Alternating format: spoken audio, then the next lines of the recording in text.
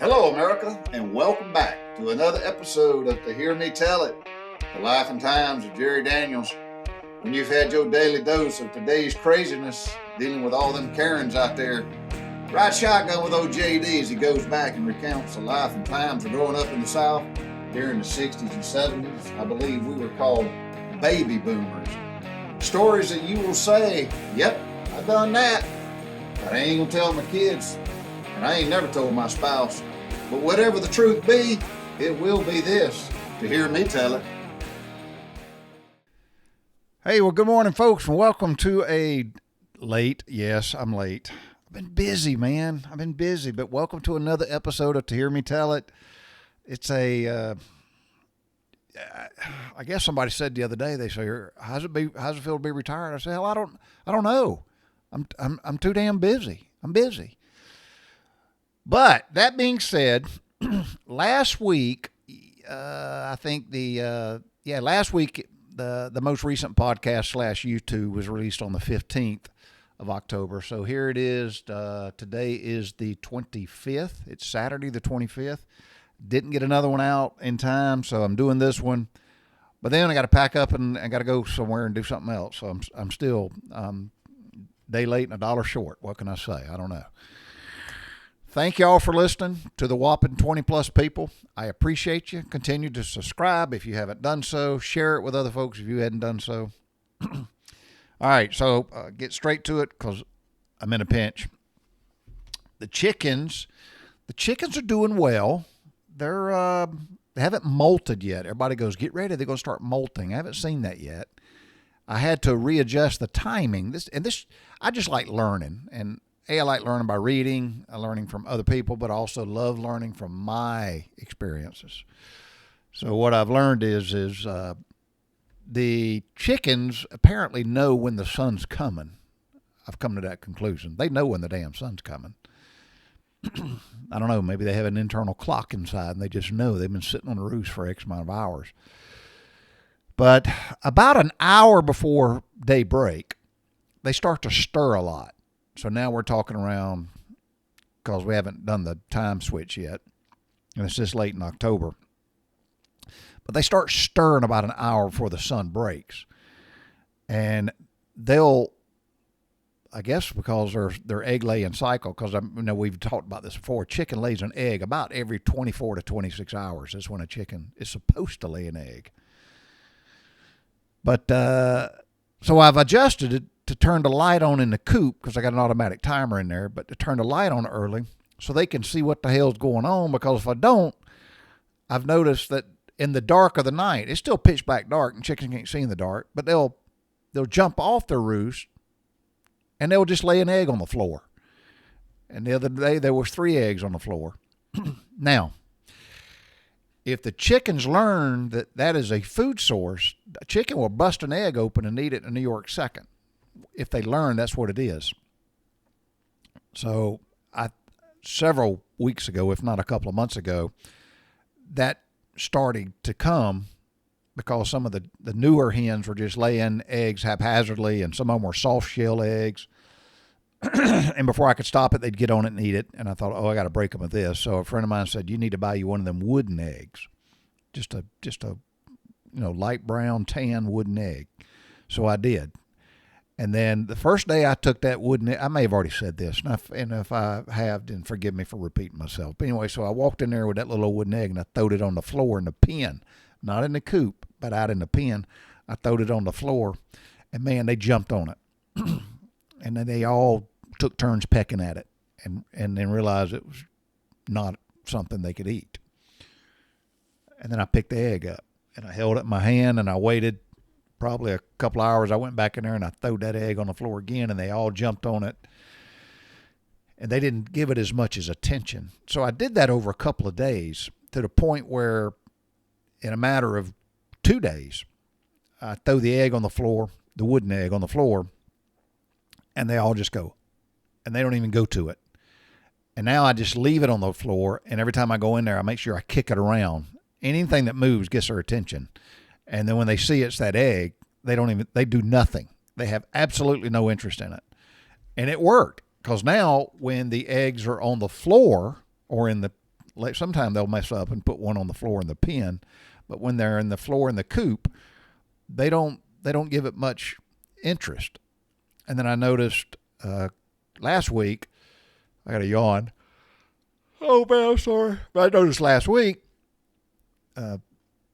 early in the dark of the morning, a hen had laid an egg on the floor inside the coop, and then 2 more did it. So I had 3 eggs on the floor, and I was watching the camera because I do like to watch them. You learn by watching. But I was watching one of the hens, one of my ostalorps, went over to that egg, and then she sat on it. And then she takes her head and her beak and she nuzzles it. She does, she nuzzles it underneath her and she sits on it. She didn't sit on it long, and then she got up, but another one did the same thing, and I thought, well, okay, that's good. I hope they're not going broody, but it's good. So anyway, all right. So, but the chickens are doing good and getting an average of probably, I'd say average 10 a day. Some days there's 12, some days there's 11, some days there's 9. But if you average it out, I'm getting about 10 eggs a day. So, and they are delicious eggs, delicious eggs.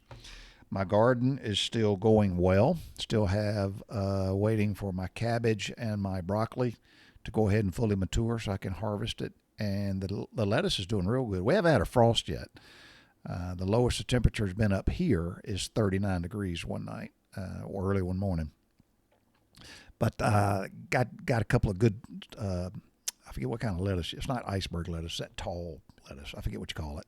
I don't know. Probably should know that. One of them's a chestnut or something. I never had that lettuce. Grew it this year. It's very tasty. I had a good salad last night with it. But that's doing good. All right. Going to talk about quickly. We went on vacation last week. Laura and I went to Perdido Key, rented a condo at the Perdido Sun condos, and we enjoyed ourselves. It was a small condo. It was just 1 bedroom, and then it had that big pull-out Murphy bed thing in the main den, living area, whatever you call it. Of course, we never used it, but it was just me and Mac, and we took our bikes, and we had a blast. Got there on a Saturday, came back home on a Sunday, and we really enjoyed ourselves. Took the drones. I'm going to talk about that in a little bit more, but we had a really good time at the condo. Really good time. Did a lot of bike riding. And we went to the base, the military base, NAS Pensacola, and we rode bikes there every day. And I mean miles and miles of bike riding. And what came out of that is we need new bicycle seats. And we went to a state park too, called the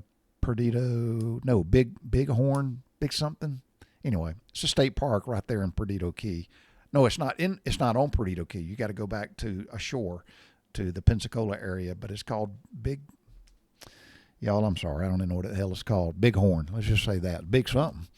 But it was a nice state park, and it was a state park. It was open. What really pissed me off is because of the damn government shutdown and the wonderful Democrat Party, we couldn't go to any of the national parks, which have great bike trails, and we couldn't go to, this is the biggest letdown, we could not go to the Pensacola National U.S. Navy Naval Aviation Museum.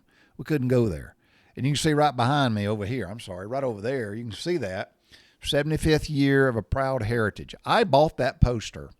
Believe it or not, that poster that's behind me, I bought it, had it framed, but I bought that poster when Naval Aviation was celebrating its 75th year, and it was at an air show in Pensacola. Now, I was in VP 44 at the time, but we flew an airplane from Brunswick, Maine down to Pensacola to set it up as a static display for the air show. And thousands of people walked on board that plane and got to look around the P-3 Orion. It was a Charlie Update 3 aircraft.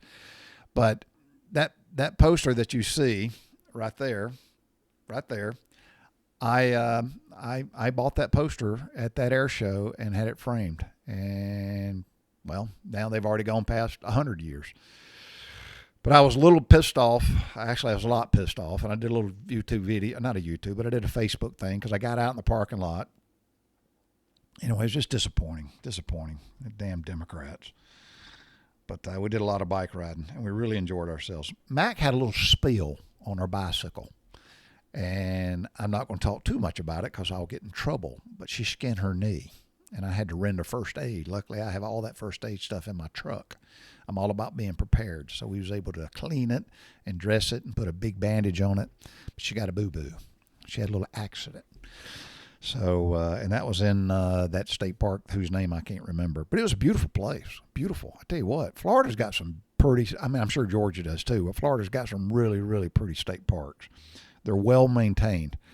And we pulled over on the side of the road in the state park because I saw this woman with these little, looks like those little tiny surveying flags, and she was posting them along the road. She had a little area on the side of the shoulder of the road, and she had a mask on, and she had chemical gloves on, and she had a backpack and a sprayer, and she was spraying. I just pulled over, and I was curious what the hell I thought she was spraying for fire ants. But I pulled over and said, "Hey, how you doing?" Introduced ourselves. And I said, "Man, y'all got a pretty state park." She said, "Thank you." I said, "What are you doing?" She was spraying for to kill an invasive weed that's not natural to Florida, and it came from Asia. And I laughed. I said, is it that bullshit weed that we have called lespedeza? She said, "No, I'm familiar with that. Some people call it Korean clover." But it was something else. And she goes, and it chokes out what's natural in Florida. So she was strategically marking her area, applying this, whatever this natural, she made sure she told that, but it was some sort of natural herbicide, and she was going to treat this weed. So anyway, so they got pretty parks. How about that? I had a great dinner with my friend Joe Oswald. And I'm going to put his picture right over here. And there's me and Laura and Joe having dinner. Joe Oswald is also a retired U.S. Navy Master Chief. What a colorful career he, too, has had. And, you learn a lot about people. And I've known Joe for a long time. Joe has endured a lot. Joe Oswald is extremely upbeat and positive.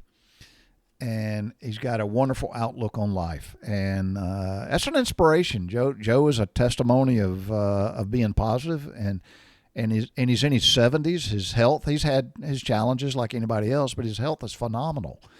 And gosh, I think he's like, don't quote me on this, Joe. I could be wrong, but he has a large Native American lineage. I think it's Cherokee. But Joe's a smart man, very intelligent, and he's funny. And Laura likes him, and I do too. And I'm blessed to have him as a friend and call him a shipmate. Because like I said, he too is a retired Master Chief. And on top of that, he's a retired AO Master Chief. Say IOUS to Big Joe. And I thank him for meeting us for dinner. We had a good time. Good time. So thanks, Joe. Appreciate it. Lauren also met for dinner with a woman named Lynn. Now, we met Lynn years ago. Lynn is from the Philippines originally, grew up as a very poor child, and to listen to her stories. Now, Lynn's in her 70s, but to talk to a woman who grew up in the Philippines, impoverished, walked for miles to go get water and to bring water back to their shack. And then somehow or another, her parents came here. It could have been, during Korea or Vietnam, I don't know, but her parents came here, and she married. Her first husband died. She remarried. That husband died. And during these marriages and her husband's becoming ill, she became the primary caretaker. And for years, we're talking bad, man. But for years, she would take care of her husband, and then he would die. Well, then she met another one and dated him for years and married him, and then he became ill. And again, for years of her life, she was the caretaker at home, and she took care of him. And we're talking, bad stuff. So she's in her 70s. But we met her. She was a waitress. She doesn't do that. She's fully retired now. But she was a waitress in the restaurant inside the National U.S. Naval Aviation Museum of Pensacola. There's a restaurant in there called Cubic. It's from the Philippines. Cubic Point, Cubic Bay, the Philippines, not Subic Bay, but Cubic Point, Philippines. It's a bar, It's a famous naval bar in the Philippines. And when they closed the base, a bunch of people got together and said, wait a minute, we're going to keep the insides, because it's a piece of nostalgic, man. So inside this bar, which was like the officers club, they dismantled everything that was on the wall, and years and years and years of U.S. Naval and Marine Corps aviation history memorabilia was taken down, packed up, and put away. And then when they built this restaurant inside the museum there in Pensacola, they just basically put it back together. And it's phenomenal. It's a great place to go eat. And that's where we met Lynn. And then we met her, and she was just as sweet as she could be, very friendly, very polite, beautiful smile, smiles with her eyes as well. And we went there again, and she was our waitress. We went there again with our daughter. She was our waitress. We went there with my mother and father-in-law. She was our waitress. And we've kept in touch with her ever since. So when we got there, I think it was night number 2, we took her to dinner. And it was our privilege. We paid, and we took Lynn to dinner, and it was pretty cool. It was pretty cool. I ordered as an appetizer lumpia, and she ate it, but I bet it ain't nothing like what she can make, because they're good at making that. So, all right, so that was Lynn. I almost got into a wreck, and I know I'm just rambling here, but I almost got into a damn wreck. You know, I guess here's the point of this story. It pays off to be a defensive driver and to pay a damn attention, because we was on a 4-lane highway, and it had a big medium. You know, so you got 2 lanes, and you got 2 lanes, you got the medium in between. And then I was in the left lane. I was in the left lane. No. I'm sorry. It wasn't a 4-lane. It was a 2-lane highway. It was a 2-lane highway, and pretty broad, but it was 2-lane highway, and we were going down the highway, and then the car in front of us got into the inboard left side. It had a dedicated turnoff lane, so they were able to get out of the traffic. So this car got over into the left-hand lane that was nothing but to make a left-hand turn, and by then I'd already gotten beside them. Thank goodness I was paying attention. And then she decides, oh, I'm not going to turn. So she comes right back over into the damn lane. And brother, let me tell you, it was on the horn, off the road, in the ditch. Thank goodness there were no trees and signs. And I'm around her, and she was absolutely clueless of what happened. And it would have ruined our vacation. But she just goes, I'll get in the left-hand lane to make a turn. Oh, I'll change my mind. And she's right back over. Freaking people, man. All right, so I'll check that off. I'm going to share this with no sense of, I'm not proud. There's no pride, nothing. And Pete Hegseth, you'll never hear this and never see it, but our new Secretary of War, Secretary of Defense, but anyway, he's SecDef. But our new secretary, you know, he's already put the word out there, and I've heard that he's getting rid of thousands of military members who are not physically fit to be in the damn military, and they should getting rid of all the transgender, the woke, liberal, the sick people that are mentally ill, getting rid of them, get them the hell out of the service. But let me tell you, I was, and it's hard for me, because I know, man, I'm a retired Master Chief, and I've retired 20 years ago, y'all. 20 years ago. I was disappointed.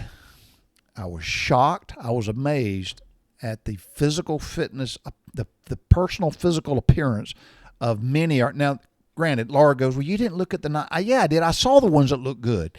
That's normal to me. So I don't focus on the normal. I focus on the abnormal. Looking at sailors and Marines that are sharp, squared away, that's normal. But what I saw was an assload of them that looked like shit in their uniform. I mean, shit. I just couldn't believe it. I mean, I'm going to just be blunt. I saw a lot of fat asses, and most of them were women. Yep. I'll leave it at that. But I saw sailors and Marines, mostly sailors, Marines still hanging in there, most of them sailors, their uniforms look like shit. And I mean, I saw female sailors with long ass damn nails that looked like crap. One girl sitting in the Navy Exchange in uniform had massive fake eyelashes. She looked like a clown. I saw another sailor in uniform. She was wearing a frickin' wig, an ill-fitting wig, and the wig was like this orangish, reddish, whatever color. I don't know what color it was. I'm like, seriously? In uniform? Yep.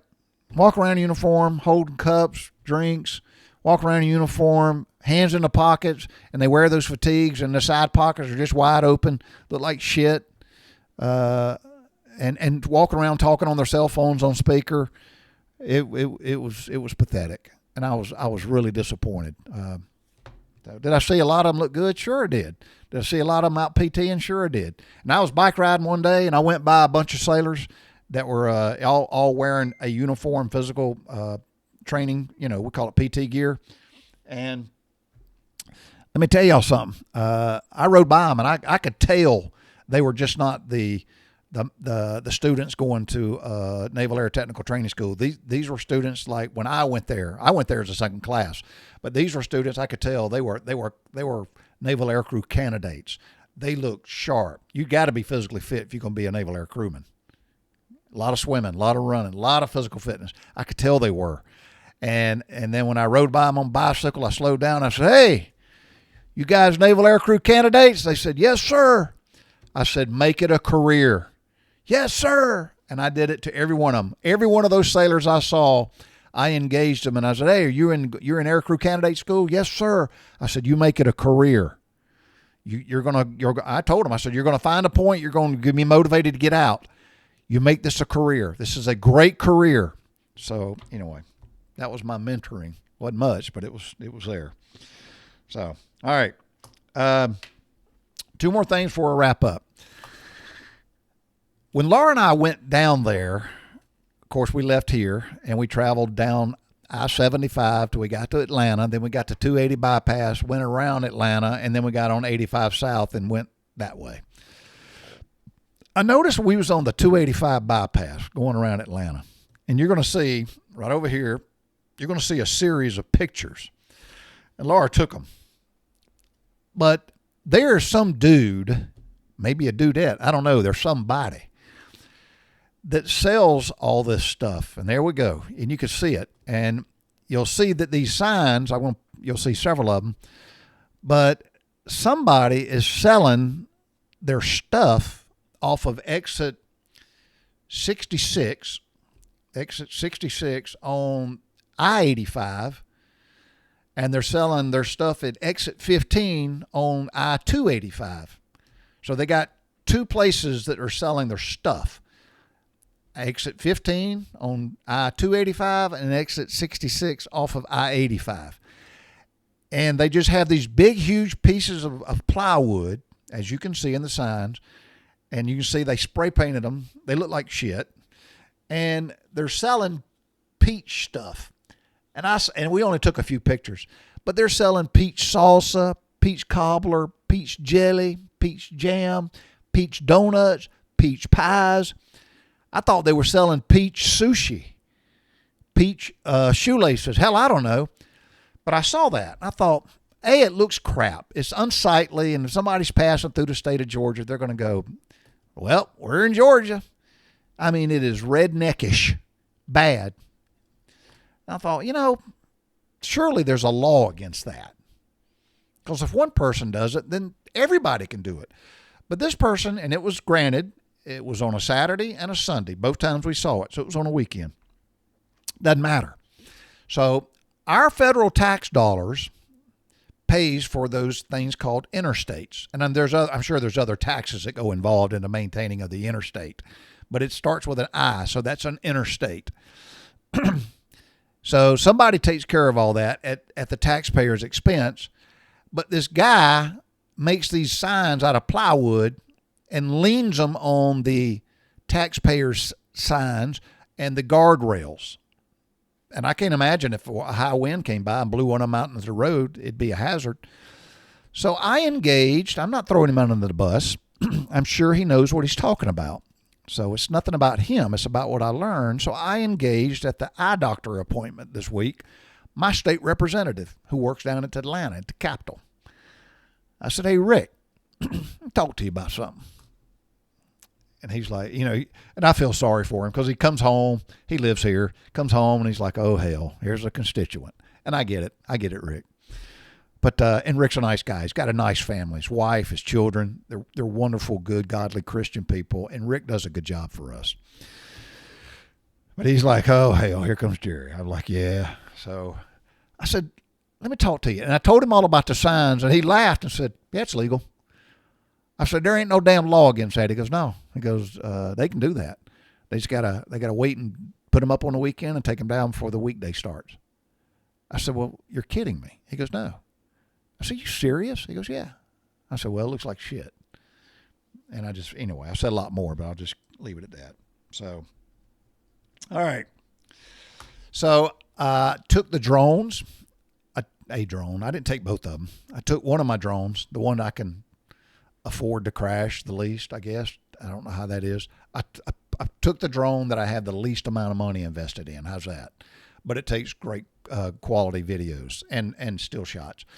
And I took it, and this was the first time I've taken my drone to the beach. A couple of things to be concerned about at the beach. One is saltwater intrusion, so don't want to fly it when the winds are high and there's a lot of salt spray and the air feels salty. Don't want to fly your drones there. It's a calcium-based environment. Let's put it that way. But anyway, it's a lot of salt. You don't want salt in your drones. On the lenses, you can't get that shit off, and you don't want to get in your electronics because all the windings on the motors are exposed, so you don't want it there. Second thing is the winds, obviously, and then the other thing is the damn seagulls and the pelicans. They can get agitated and attack it, so you got to be careful of that. But let me tell y'all something. We went down to Pensacola or Perdido Key, and we could not have ordered.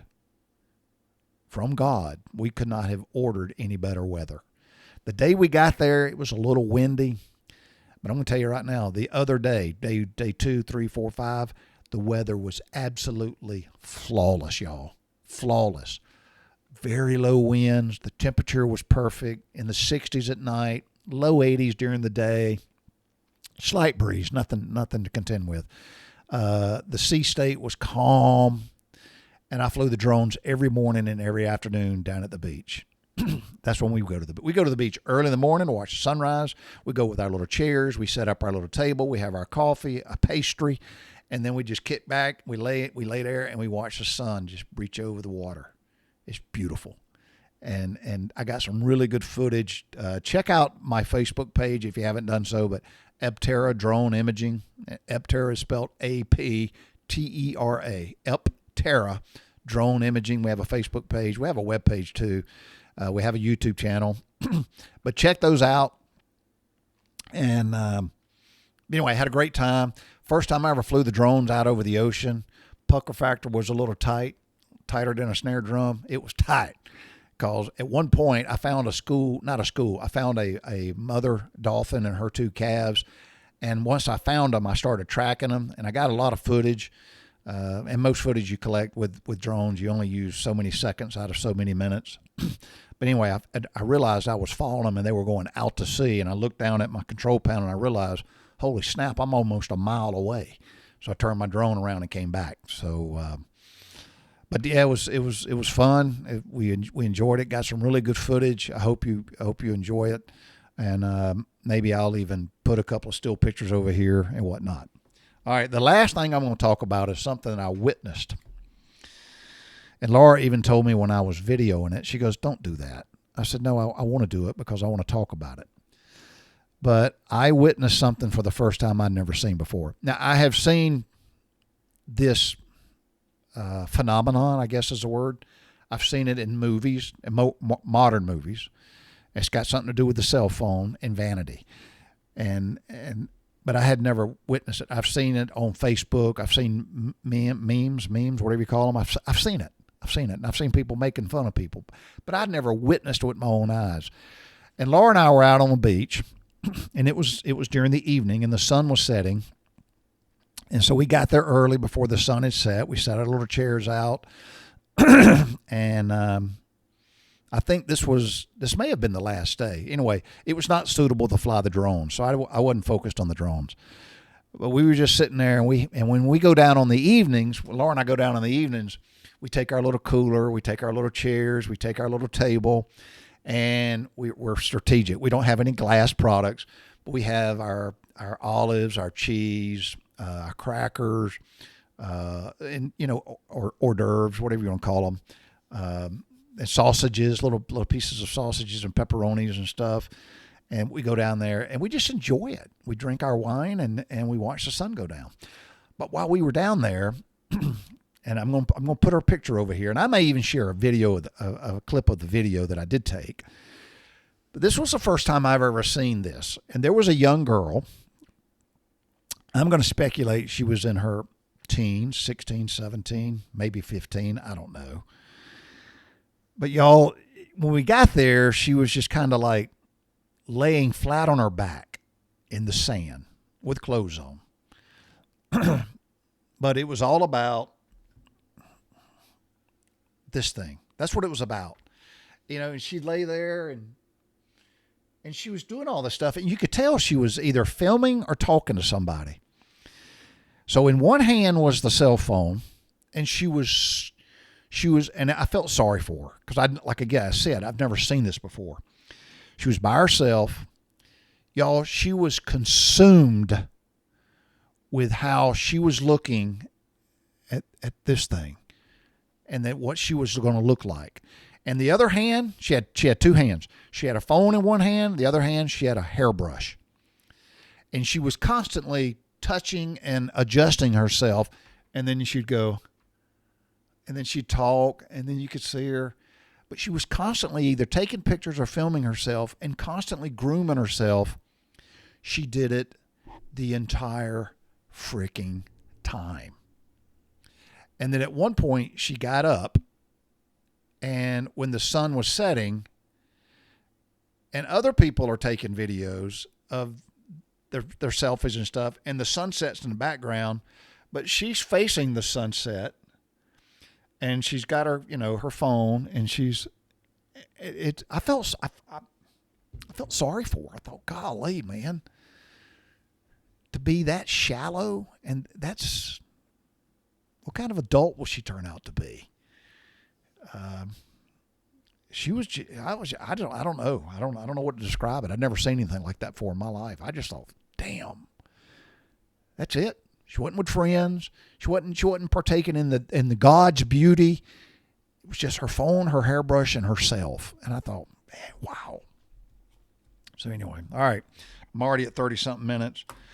Want to give a shout out to Joe Stitka, Brett Owen, Mike Posey, Christy Dunn, Mike Snyder, and a host of others who do listen somewhat regularly.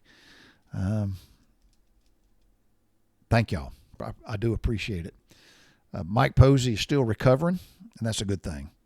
Oh, and I talked about, when I talked about Joe Stitka was recovering for surgery, and I know I'm at that age, but I have a consult to fix I shared with y'all earlier, but my little, I call him my buddy Daryl, from my previous surgery years ago that didn't hold well, and right through my belly button, I've got it's a hernia. It's a hernia poking out because what he did inside my stomach didn't hold, and now it's protruding.